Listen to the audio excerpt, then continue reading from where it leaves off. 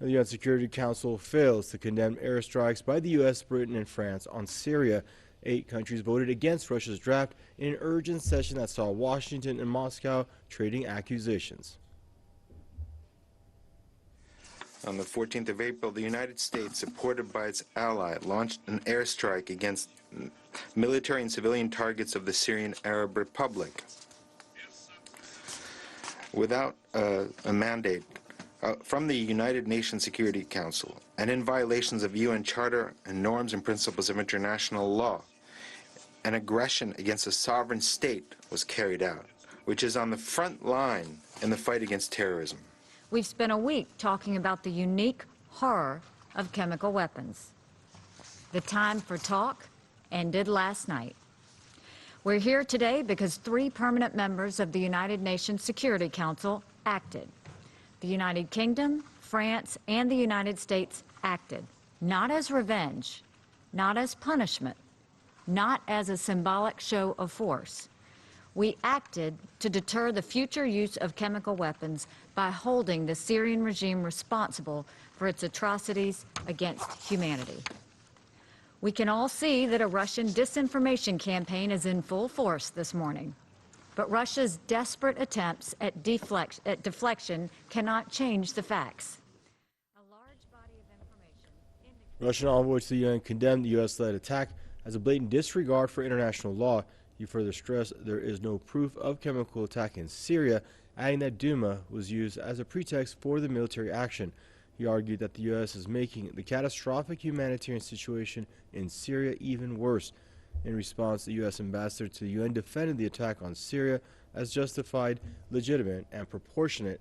Nikki Haley accused Russia and Syria of failing to live up to their international commitment to remove all chemical weapons from the country. Meanwhile, Syrian envoy to the UN, Bashar al-Jafari, says aggressions by some Western countries will not break the will of his nation to decide its political future. On the 14th of April, these 3 states should realize that after 7 years of a terrorist war that was imposed on my country, a war carried out by these 3 countries and their agents in the region,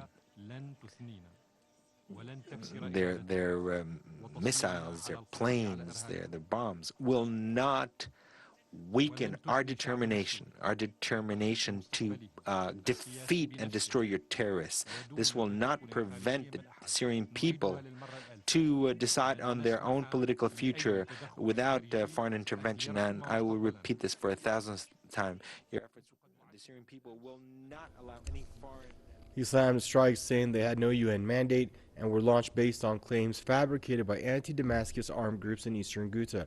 Syrian UN envoy then blasted the 3 attacking countries for taking action before the arrival of fact-finding teams from the Organization for the Prohibition of Chemical Weapons in Syria.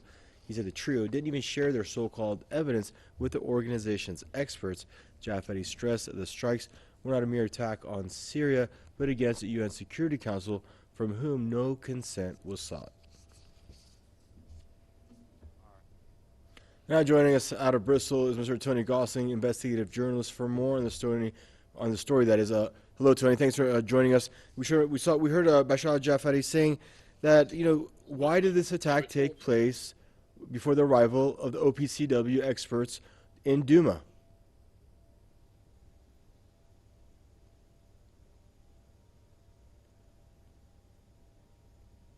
Tony, can you hear me? Yes, I can hear you. Your thoughts on today's events in Syria, Tony? Well, it's actually one of the most fascinating revelations today has come from Sergei Lavrov. He's saying that the Swiss lab report, which the Russians have been pulling apart, doesn't actually confirm that Novichok was used in Salisbury. This is the part of the OPCW's report. Now, he's saying that actually it's a BZ toxin that was used, which is actually not quite so fatal as most nerve agents. It's something called 3-quinnuclidinyl benzylate, right, which actually causes hallucinations and incapacitates people for quite considerable periods of time. But it's less fatal than the Novichok. So this is, I think, another massive hole in this concocted story, which has been put together in order to try and justify the expulsion of all these Russian diplomats. Okay, Tony, your thoughts on about the U.S., UK, and France airstrikes on Syria today? Well, first of all, I would say one of the things I've not heard reported here in the West at all is a basic, even a child can figure this out. Don't bomb chemical weapons facilities. Don't bomb them. What are you doing? If the wind is in the wrong direction, thousands of people could possibly be killed if these really are chemical weapons facilities. It's the same sort of thing with when the Israelis were bombing nuclear facilities, supposedly of Saddam Hussein's. This is an extremely irresponsible thing to do, and actually could end up killing lots of people, contaminating vast areas of land. So I think it was a crazy thing to do, particularly also bombing with the university, scientific facilities, where it could be that actually some important chemical investigations were going on into what had been discovered in Duma, if indeed there was any chemical weapons, any traces discovered in Duma, which the Russians apparently have denied that. So it's a very reckless thing to do, I think. Also, particularly with the background to it being no consent from Parliament, no consent from the US democratic system, Senate or Congress, and no consent from the United Nations. So it's in Britain on the BBC's Question Time this week, which is a national flagship discussion programme.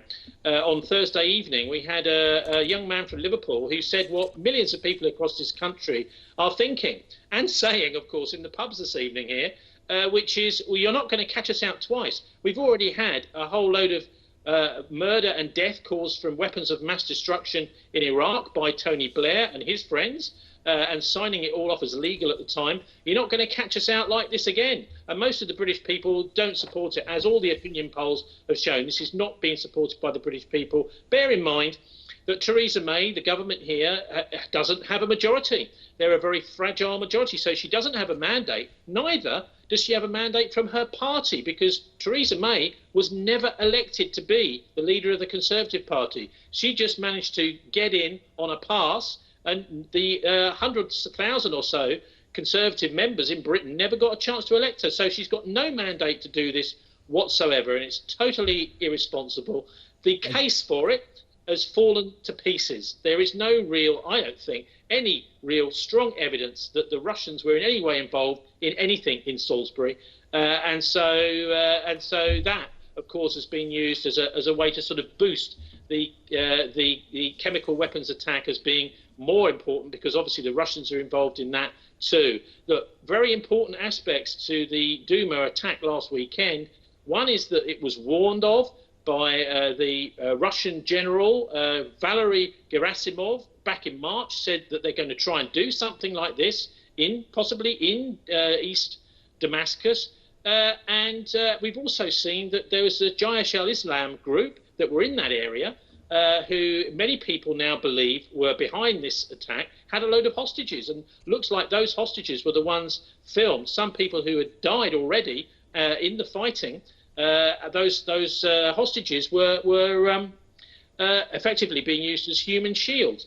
So I think that there is no real excuse for this, and the Western press has kept all these various narratives out of the media over here. They're not reporting anything. They are now, because the strikes have happened. For example, we had reports of Western British soldiers, actually, or British special forces being discovered and being arrested in the Duma area.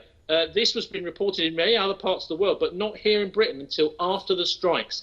What they want, I think, is they're fitting the intelligence around the decision that they want to try and do regime change still in Syria. And this is what this is really all about. The West still thinks it can get regime change in Syria.